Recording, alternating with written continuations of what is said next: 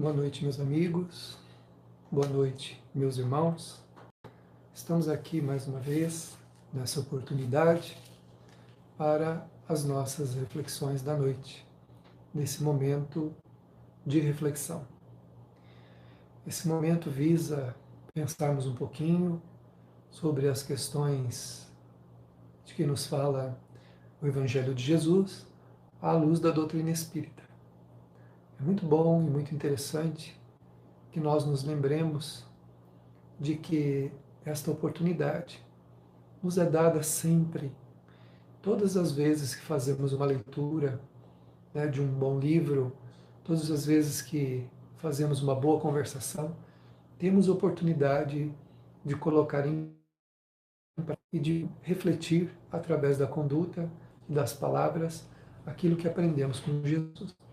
Num momento como esse, nós vamos refletir sobre o texto em si, a fim de que possamos encontrar algumas pistas para o nosso entendimento e as nossas vivências. Não existem novidades, é claro. Nós estamos aqui para conversar sobre o que nós já sabemos, mas apenas para que nós recordemos essas lições. Essa singela fala tem o objetivo de ajudar-nos particularmente a refletir um pouco e a pensar um pouco sobre a própria conduta e a própria caminhada da Terra. Nesse momento, existem muitas pessoas em todo o mundo, orando, meditando, refletindo, buscando através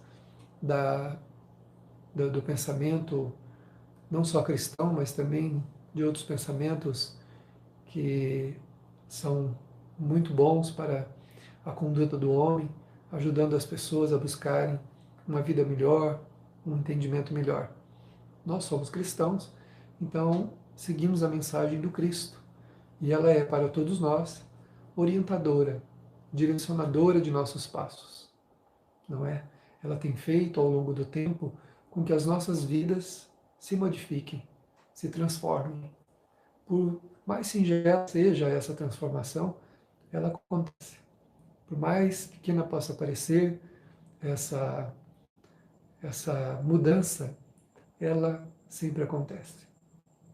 Então nós vamos, nesse momento, para direcionar o nosso pensamento, as nossas reflexões, ler o capítulo 10, aqui da obra O Evangelho segundo o Espiritismo, nos seus itens 11, 12 e 13, intitulado hoje aqui, Não julgueis, a fim de não que sejais julgados. Aquele que estiver sem pecado, lhe atire a primeira pedra. Então vamos à leitura, para que possamos então refletir. Não julgueis, a fim de que não sejais julgados, porque vós sereis julgados segundo houverdes julgado os outros, e se servirá para convosco da mesma medida da qual vos servistes para com eles. São Mateus, capítulo 7, versículos de 1 e 2. Então, os escribas e os fariseus lhe conduziram uma mulher que tinha sido surpreendida em adultério, e a colocaram em pé no meio do povo, dizendo a Jesus: Mestre, essa mulher acaba de ser surpreendida em adultério. Ora, Moisés nos ordena, na lei, para lapidar as adúlteras. Qual é, pois, sobre isso o vosso sentimento? Eles diziam isso, tentando-o, a fim de ter do que acusá-lo. Mas Jesus, abaixando-se, escrevia com o dedo sobre a terra. Como continuassem a interrogá-lo, ele se ergueu e lhes disse: Aquele dentre vós que estiver sem pecado, lhe atire a primeira pedra. Depois, abaixando-se de novo, continuou a escrever sobre a terra. Mas eles, ouvindo-o falar assim, se retiraram, um após o outro, os velhos saindo primeiro. E assim, Jesus permaneceu só com a mulher, que estava no meio da praça. Então Jesus, se levantando, lhe disse: Mulher, onde estão os vossos acusadores? Ninguém lhe condenou? Ela lhe disse: Não, Senhor. Jesus lhe respondeu: eu também não vos condenarei. Ide e no futuro não pequeis mais. São João, capítulo 8, versículos de 3 a 11. Né? Então, nessa mensagem de Jesus, nesse momento em que ele é testado, em que ele é trazido a emitir um parecer que poderia condená-lo, é claro, mas eles não sabiam com quem estava lidando. Eles não sabiam com quem estavam lidando. Jesus realmente era a personificação do amor e de toda e qualquer autoridade. Não havia como, de maneira alguma, eles conseguirem colocá-lo em embaraço. Mas naquele momento, Jesus sondou as almas de todas aquelas pessoas. E quando Jesus disse: aquele que estiver sem pecado, lhe atire a primeira pedra, ele fez com que eles mergulhassem para dentro. Nunca alguém em toda a humanidade falou com tanta autoridade e fez com que aquelas criaturas todas mergulhassem tão profundo em suas consciências. Mas ali estava uma autoridade que podia fazer isso. Jesus tinha essa autoridade. Ele os levou para dentro da alma, que é o que acontece todos os dias nos momentos em que somos testados nesse sentido do julgamento. Ele, ao fazer esta avaliação, era como, naquele momento, quando Jesus falou, era como se Jesus tivesse os desnudado, aberto suas almas ao público. E eles ficaram profundamente envergonhados. E com raiva também, porque Jesus os embaraçou. Eles então não tiveram qualquer alternativa, senão procurar esconderem-se.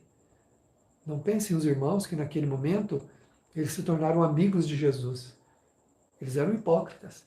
Não pensem que naqueles instantes eles se tornaram amantes da mensagem de Jesus. Jesus os colocou num embaraço muito grande, porque desnudou as suas almas, abriu os seus espíritos como se para que todos vissem. Foi assim que eles se sentiram, como se estivessem sendo vistos por dentro por todo mundo. E então, envergonhados, não de serem o que eram, mas de estarem expostos na fala de Jesus a todos aqueles que estavam ali na praça. E especialmente diante daquela mulher que eles abominavam e que hipocritamente queriam destruir para que com ela morresse também os seus crimes, desfazer-se daquela mulher. E então utilizaram esse momento para buscar colocar-se na condição de quem precisa avaliar-se.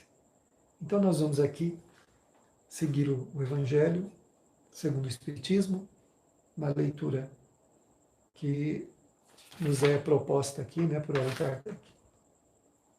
Aquele que estiver sem pecado, lhe atire a primeira pedra, disse Jesus. Essa máxima nos faz da indulgência um dever, porque não há ninguém que dela não tenha necessidade para si mesmo. Ela nos ensina que não devemos julgar os outros mais do que severamente julgaríamos a nós mesmos, nem condenar em outrem o que nos desculpamos em nós. Antes de censurar uma falta de alguém, vejamos se a mesma reprovação não pode recair sobre nós. Então, quando nós reprovamos alguém, será que não temos algo que possa recair sobre nós também em alguma reprovação? Então, o Kardec coloca aqui que nós não devemos julgar os outros mais severamente do que julgaríamos a nós mesmos. Porque temos um espírito tão investigativo e tão de olhos tão abertos para as dificuldades alheias e temos tantas desculpas para esconder as nossas faltas, não é?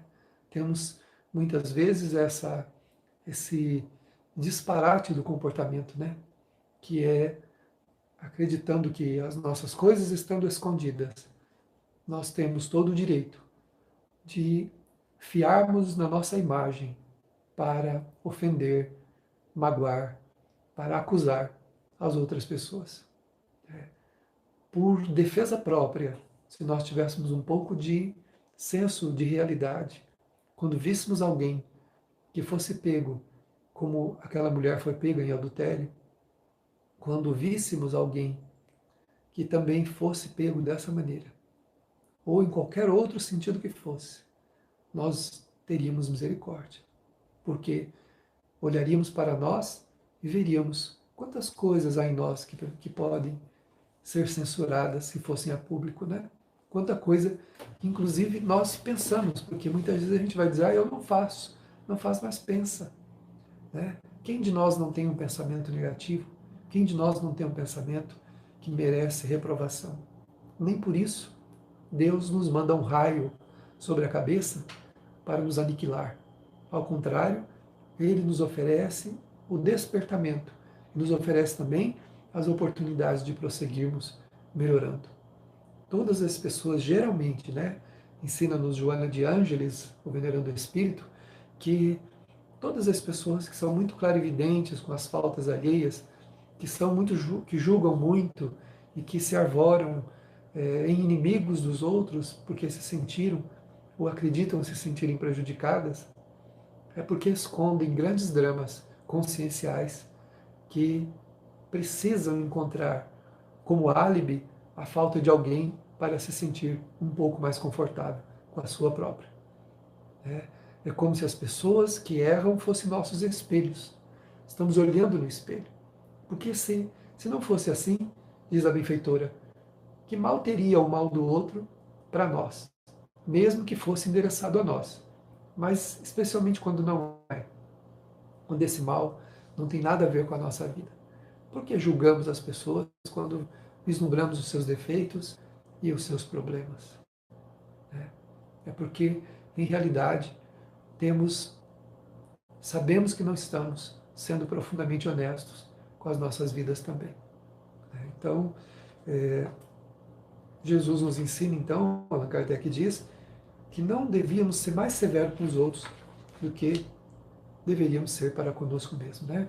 E nós vamos encontrar no livro Seja Feliz Hoje, de Joana de Ângeles, um parágrafo que diz assim: para escândalo de Simão e dos seus convidados, aceitou a demonstração pública do bálsamo perfumado que o mulher lhe ofereceu, e lavou os seus pés, enxugando-os com os seus cabelos, sem respeito. Então, Jesus, né, ele aceitou aquela demonstração pública de carinho, de amor daquela mulher, né, estupefação de Simão Pedro e os seus convidados. Imagine uma mulher, né, tocar Jesus, lavar os seus pés. Como podia aquela mulher que estava ali fazer isso? E Jesus aceita aquilo como uma demonstração de que ele não fazia distinção e de que aquela mulher tinha mais para dar do que qualquer um deles que estava ali, reconhecendo a sua pequenez e as suas dificuldades. Ela lhes oferece a lição da humildade que eles não tinham. Apesar de alguns deles caminharem com Jesus, estarem ao lado de Jesus, não tinham a humildade suficiente, né, que é necessária, que é devida a todo aquele que em algumas vezes compreenderam. Nem mesmo os discípulos, em algum momento, compreenderam toda a grandeza, toda a magnitude dos ensinamentos, quer dizer, das palavras e dos gestos de Jesus, né?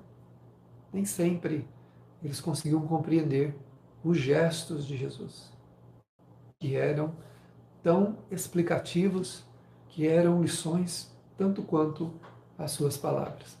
Então é importante que nós pensemos a respeito disso, né? Que nós nos inteiremos para irmos também melhorando, modificando as nossas vidas. Com licença.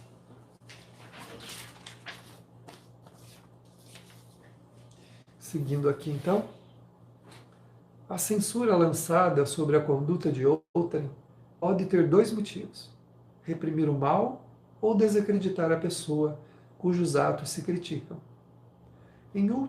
Esse último motivo não tem jamais desculpa, porque é da maledicência e da maldade.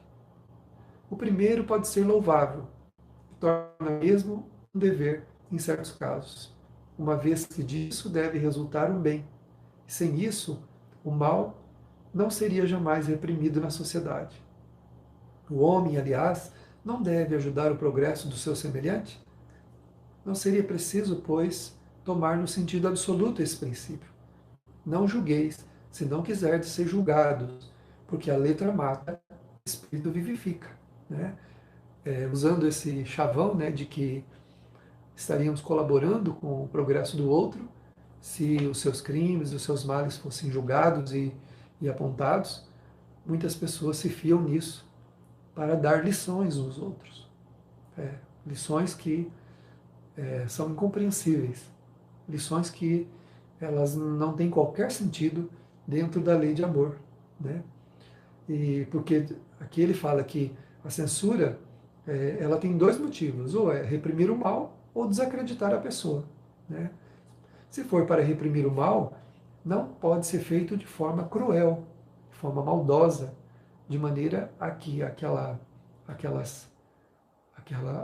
palavras, né, aquele ensinamento que está tentando se passar, quando é um ensinamento, não puramente uma censura, ela teria um fim útil, que seria de orientar, né, de dar seguimento à orientação das pessoas. Né? Então, nós seguimos aqui, lembrando então que Joana de Ângeles, ela, numa obra chamada Oferenda, ela diz assim, que tem pessoas que são técnicos em acusações, pessimismos e acrimônias. Olha só, tem pessoas que se tornam técnicos, especialistas em descobrir e apontar com requinte de crueldade e maldade os defeitos dos outros. E quando um outro técnico a descobrir, porque é sempre assim, né? Sempre tem alguém acima de alguém. Nunca vai existir o melhor do mundo para sempre, né? A gente vê, tem no esporte o melhor do mundo, na literatura o melhor do mundo, nisso sempre o melhor do mundo. E vamos descobrindo que depois vem o melhor do mundo do que aquele melhor do mundo. E ele então fica em segundo lugar, melhor do mundo. Então é importante que a gente vá aprendendo, porque todo censor, né, todo aquele que é juiz da causa alheia, sem qualquer sentido que seja, quando tem cuja especialidade apenas a capacidade de denegrir, né, pessoas que têm a língua afiada, em demonstrações de falsa emotividade para comover as pessoas, né, levando as pessoas a serem convencidas das suas razões, né, e constitui um crime. Naturalmente, esta pessoa está atraindo para a sua vida alguém semelhante a ela, ou até melhor do que ela, nesse requinte de crueldade, de maldade, de saber apontar os defeitos de alguém. E dia virá em que vai vacilar, porque nós não somos perfeitos. Em algum momento, as nossas paixões, os nossos vícios, eles nos traem, eles nos enganam e eles acabam por levar-nos a determinados estados de alma que podem nos fazer perder o que as pessoas chamam de juízo, né? Fulano perdeu o juízo. Em realidade, não é uma mentira isso. A pessoa saiu do seu ponto de equilíbrio, do seu meio equilíbrio, já que ninguém o tem completamente, e deslizou, e tombou em algum momento. Mas todos os seres humanos neste mundo têm um comportamento negativo, têm um pensamento ruim, têm um sentimento que não se deva ter. Nem por isso, como nós dissemos, Deus manda um raio na cabeça da criatura para que ela seja aniquilada. Ao contrário, ele manda despertamentos, ele envia muitas maneiras da pessoa, de nós, descobrirmos que estamos errados, para mudarmos o caminho, para acertarmos a estrada, sem que isso nos torne melhor ou pior do que somos. Estamos apenas aprendendo, somos aprendizes, né? E somente a ignorância pode entender de outra forma. Como nós ignoramos essa realidade, compreendemos de outra maneira, né? Inclusive, né, já vimos na literatura que muitos espíritos do outro lado da vida têm dificuldades para recomeçar, pelos julgamentos que fizeram. Não conseguem estabelecer um plano para retornar. Sentem-se esmagados pelo peso do próprio julgamento que fizeram. Não conseguem. Muitas vezes, depois de muito tempo, alguns conseguem, outros precisam da intervenção, da intercessão de outros corações que se propõem a auxiliá-los, para que ele possa voltar. E muitas vezes esse que se propôs a auxiliá-lo se propõe a renascer junto também, a vir encarnar também, a reencarnar na Terra para ajudar aquele que vai reencarnar com a sua emotividade fragilizada, com o seu mundo emocional fragilizado, né? Geralmente trazendo muitas inseguranças e alguns medos, algumas angústias, né? Quem se torna censor da vida alheia colhe o rigor da própria consciência contra si mesmo, que é o que acontece. Então, muitos desses espíritos, alertam nos espíritos venerandos, do outro lado, sofrem o peso do julgamento que fizeram e do desdobramento da maledicência que fizeram por causa do seu julgamento, que é pior, né? Quantas pessoas você influenciou com a sua fala? Quantas pessoas passaram a ter uma opinião diferente de alguém por causa do seu comentário? Quantas pessoas deixaram de acreditar em alguém por alguma coisa que eu falei? Quantas pessoas deixaram que o brilho aos seus olhos de alguém se apagasse por algum comentário que eu fiz? Então você e eu somos responsáveis pelo que nós falamos, pelo que nós lançamos sobre a vida dos outros nas questões do julgamento, de julgar e fazer inclusive maledicência do julgamento. Não basta a gente só julgar, né? A gente faz maledicência, tenta desacreditar a pessoa. Mesmo que o crime dela seja verdadeiro, cometemos um outro crime, do qual teremos que ressarcir, porque não nos é dado esse direito. Seja algo que aconteceu conosco, né? Algumas coisas não são nem verdadeiras, são conclusões que nós tiramos, né? E mesmo que alguém afirme para nós alguma coisa, mesmo assim ainda não dá para nós sabermos se existe a verdade ali atrás. Uma pessoa com medo de perder algum tipo de privilégio pode confessar algo que não fez, para não ficar mal aos olhos daquele que está lhe obrigando a confessar, ou a dizer aquilo que a pessoa quer ouvir, né? Ela é maledicente, ela é uma pessoa negativa, essa pessoa, então ela diz assim: você fez isso, se você não confirmar isso para mim, eu vou te abandonar, eu não vou mais confiar em você, eu não vou mais te dar oportunidade. Aí a pessoa confirma e comete um crime também, né? Então, seja lá o que você falou ou o que eu falei para os outros a respeito de alguma contrariedade que eu sofri, que você sofreu, ou que outros sofreram e nós analisamos e comentamos, é maledicência. E essa maledicência tem por um único objetivo: o de denegrir a outra pessoa, o de rebaixá-la ao olhar das outras pessoas. E esse tipo de comportamento, ele é negativo, porque esses julgamentos pesarão sobre a nossa alma, sendo a causa que os gerou verdadeiras ou não, sendo justas para conosco ou não. Porque uma coisa é o comportamento do outro, outra coisa é o nosso comportamento. Nós daremos conta da nossa administração, diz o Evangelho, dá conta da tua administração, né? Então devemos administrar bem a nossa vida de maneira a que cuidemos da nossa vida, não da vida dos outros. Mesmo quando o mal de outrem é contra nós, temos que continuar cuidando da nossa vida. A nossa vida é mais importante para nós. E nós não devemos perder a nossa paz julgando, condenando, porque não foi isso que Jesus fez. E aquela mulher era culpada. Ele não a absolve, mas também não a condena. Ele dá um conselho. Agora vai, não peca mais. Porque pode acontecer coisa muito pior do que você ser apedrejada. E o que é que pode ser pior do que ser apedrejado? Ou pior do que a morte? É deixarmos perpetuar as funestas consequências de continuar agindo como nós estamos agindo. Isso é o pior que pode nos acontecer, porque o futuro nos aguarda com grandes cobranças, né? Com grandes ajustes. Então, meus irmãos, cuidemos da nossa vida. Não sejamos censor da vida alheia. Não julguemos a ninguém. Não importa o que o outro nos fez. Não importa o que o outro fez para outrem. Nós devemos olhar como Jesus olhou, como Jesus olha, como Ele, no seu amor supremo, olhou para todos nós.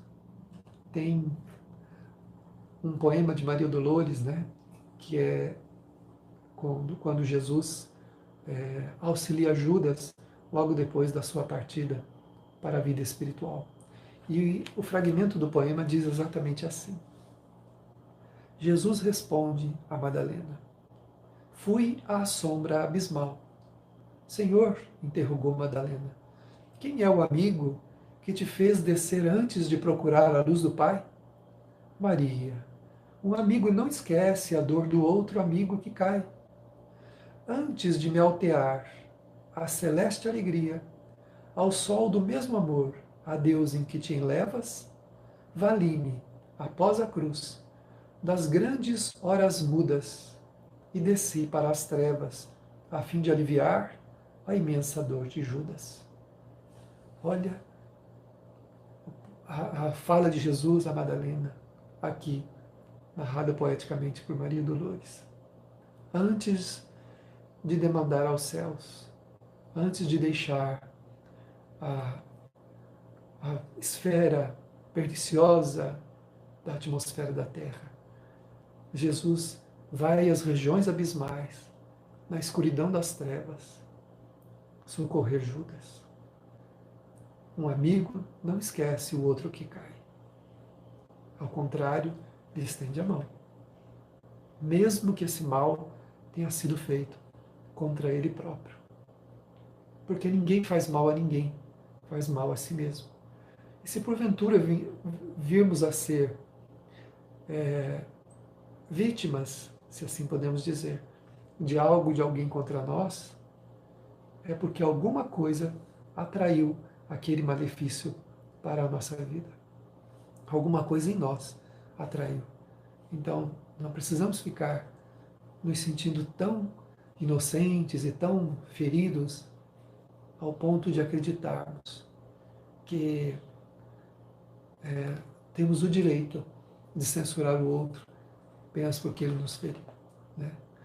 No livro Ilumina-te, de Joana de Ângeles também, ela diz assim: enquanto o ódio e a vingança armam as criaturas umas contra as outras, a compaixão e a misericórdia facultam que se amem umas às outras. Olha só. Né? O ódio e a vingança, eles armam as criaturas umas contra as outras. Ao contrário de harmonizar os seres humanos, eles colocam uns contra os outros. Mas a compaixão e a misericórdia, elas facultam que as pessoas amem as outras, que é o antídoto contra o hábito de julgar. Compaixão e misericórdia para o exercício dos sentimentos nobres, aqueles que dão vida, que fomentam a vida, que trabalham em favor da vida. Então, o mundo é uma escola, é um campo experimental, onde nós viemos para aqui para exercitar sentimentos nobres. E é isso que a vida nos convida, ao exercício desses sentimentos nobres. Começando pelo exercício da compaixão e da misericórdia para com todos. Seguindo o Evangelho segundo o Espiritismo. Jesus não podia proibir de censurar o mal, uma vez que ele mesmo disso nos deu exemplo e o fez em termos enérgicos. Mas quis dizer que a autoridade da censura está em razão da autoridade da que é produzida. Ou seja, por que é que eu vou censurar os outros se eu não tenho autoridade moral para fazer isso? Nem a melhor pessoa deste mundo tem essa autoridade. Ele chegou e disse isso aos fariseus. Jesus disse: vocês julgam, eu a ninguém julgo. falando aos doutores, falando àqueles que escutavam. Vocês julgam, eu a ninguém julgo. Ou seja, ele tinha toda a autoridade moral para isso, mas não julgava. Estava nos ensinando que nós não devemos julgar ninguém, porque o julgamento é uma distorção da nossa moral superior. Nós nos distorcemos, tendemos e pendemos para um lado muito inferior quando assim fazemos. Então era preciso que nós tivéssemos uma moral superior. Claro que na ordem social existem os juízes, existem os processos que vão avaliar os comportamentos humanos. E isso é respeitável, sem dúvida. E o homem vai julgar conforme os seus critérios. Mesmo aí, há que se utilizar de misericórdia e compaixão, para que se utilize a lei sem que os sentimentos perniciosos e negativos sejam como agentes influenciadores a tornar mais pesada a carga sobre os ombros daqueles que já estão carregando um grande peso. Porque o criminoso já carrega um grande peso. Ele já carrega a consequência que virá a seu devido tempo encontrar-se com ele para o ressarcimento. E nenhuma justiça humana conseguirá ser maior do que a justiça de Deus, que é a justiça da sua lei. Né? Jesus asseverou: ninguém deixará a terra até pagar o último ceitil do que deva. Então, enquanto nós não ressarcirmos os nossos débitos, continuaremos a reencarnar aqui. Por isso, respeitemos as leis da sociedade, submetamo-nos a elas. Isso é um dever, inclusive nesse momento que estamos passando. Devemos respeitar as autoridades sanitárias, que estão indicando o que nós devemos fazer. Nós não temos a dimensão das coisas como eles têm. Nós não estamos em contato com as coisas como eles estão. Nós não temos os conhecimentos técnicos como eles possuem. E mesmo que tivéssemos algum conhecimento, ele seria fracionado, não seria global. Né? Então, as leis humanas, os juízes, aqueles que agem na justiça, têm o seu valor e têm a sua função. Né? Mesmo assim, precisam estar muito conscientes daquilo que fazem, porque tudo aquilo que de nossa parte houver como influência sentimentos perniciosos, paixões negativas apenas para ver os outros sofrerem, nós responderemos por isso. Quando estivermos cumprindo a lei, aí, sem dúvida não. Pensemos um pouco a esse respeito. Né? Torna-se culpável daquilo que se condena em outrem. Ou melhor, tornar-se culpável daquilo que se condena em outrem e abdicar dessa autoridade. Então, como nós também não somos profundamente honestos em todos os princípios morais devidos, nem que seja em pensamento, sentimento, então não temos autoridade para ficar por aí apontando o dedo para que seja. É se arrogar o direito de repressão. A consciência íntima, de resto, recusa todo respeito, toda submissão voluntária àquele que, estando investido de um poder qualquer, viola as leis e os princípios que está encarregado de aplicar. Então, se uma pessoa que está encarregada de aplicar a lei terrena ou aplicar a disciplina em algum campo que seja, em algum lugar, se ele viola isso, usando suas paixões, ele então será submetido a esse julgamento doloroso da consciência. Não há autoridade legítima aos olhos de Deus, senão aquela que se apoia sobre o exemplo que dá do bem e é o que ressalta igualmente. E é o que ressalta igualmente das palavras de Jesus. Né? Então, nós precisamos ver a nossa consciência íntima, né? Com que razão nós estamos agindo como estamos? O que estamos utilizando como componente para a nossa razão, para agirmos da maneira que agimos? Não julgueis, a fim de não serdes julgados. Isso disse Jesus. Então é importante que nós coloquemos em nosso coração esta reflexão para verificarmos se nós estamos lidando com as pessoas, com a vida, com os outros, né, de maneira amorosa e branda, como Jesus lida conosco e age para conosco.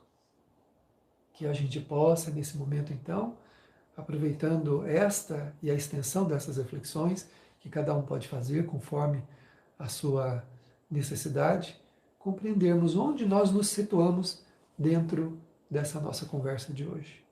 Onde nós nos localizamos. Toda pessoa muito clarividente para com as faltas alheias, que julga, que censura, que aponta o dedo, geralmente é uma pessoa pesada, movimenta-se pela vida como se carregasse enormes fardos. E é isso mesmo que está acontecendo.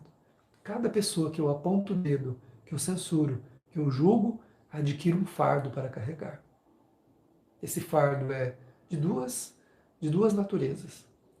É de natureza moral, porque eu cometi um delito julgando quando não tenho esse direito, e é também um fardo vibratório, fluídico, que seja, eu atraio para mim toda a negatividade que envolve aquela situação negativa que foi criada. Seja da pessoa para com outrem, seja da pessoa para comigo. Se é para comigo, eu atraio da pessoa toda a sua negatividade. Porque perco o meu direito quando me torno um juiz em minha própria causa, não sendo eu e nenhum de nós juízes em sua própria causa. Né? E em relação ao mal que alguém cause a alguém, eu atraio toda aquela negatividade para mim também e fica sobre os meus ombros. Por isso que todo juiz arbitrário, toda pessoa que julga arbitrariamente, simplesmente pelo prazer de julgar os outros, né? Esta pessoa carrega sobre si como se carregasse um grande peso ou um mundo nas costas. Uma vez eu ouvi uma pessoa me dizer isso. Nossa, a minha vida é estranha, parece que eu carrego o mundo nas costas. Se ele pudesse ouvir o que a espiritualidade disse naquele instante, ouviria algo parecido com isso. Porque coloca um mundo de negatividade sobre as suas próprias costas. Claro que os espíritos não fazem fofoca, as almas minerandas não fazem maledicência de ninguém, então jamais revelariam do que eles estavam falando. Mas não é difícil deduzirmos. E uma parte disso pode estar relacionada a exatamente o que nós estamos acabando de falar, que é exatamente a questão do julgamento. Então não julgueis, a fim de não serem julgados. Se quisermos um dia voltarmos à Terra, num clima de esperança para recomeçar, né? Atraindo corações para a reharmonização de nossas vidas, é necessário, então, que nós não julguemos ninguém. Então vamos agora à nossa prece, né? Nós iremos aqui conversar com Jesus através da nossa oração. Vamos lá.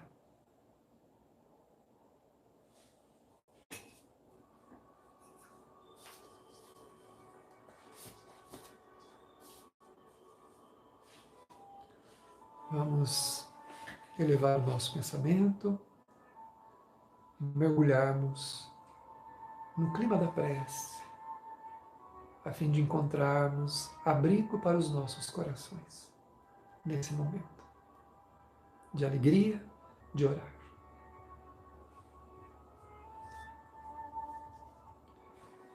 Jesus amado, encontramos refúgio em Ti e nesse momento, como não poderia ser diferente, te sentimos no conforto que experimentamos em nossos corações. As luzes da Tua natureza amorosa têm iluminado nossas vidas e temos nos sentido bem, Senhor, enquanto o mundo lá fora se agita. O nosso mundo íntimo está em paz. Esta paz, Jesus, que é sustentada por vossa misericórdia para conosco. Por todos os lados, Mestre, vemos multiplicar-se a solidariedade. Finalmente, estamos te dando ouvidos. Nossos braços têm sido os teus. Nossas palavras são as que o Senhor diria àqueles que nos procuram.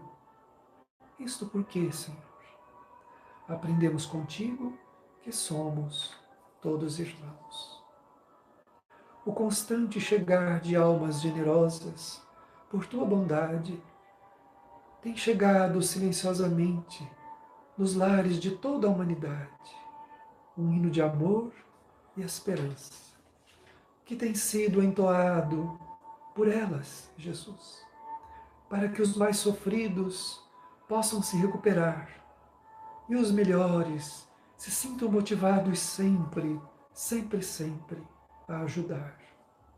Que a tua magnânima bondade continue a amparar e consolar, enquanto nós, por nossa vez, dispostos, trabalhadores que possamos ser, nunca deixemos, jamais, de servir. Muito obrigado, Jesus. É o que queremos te dizer. Vós que estáis sempre presente em nossos corações. Muito obrigado. Assim seja.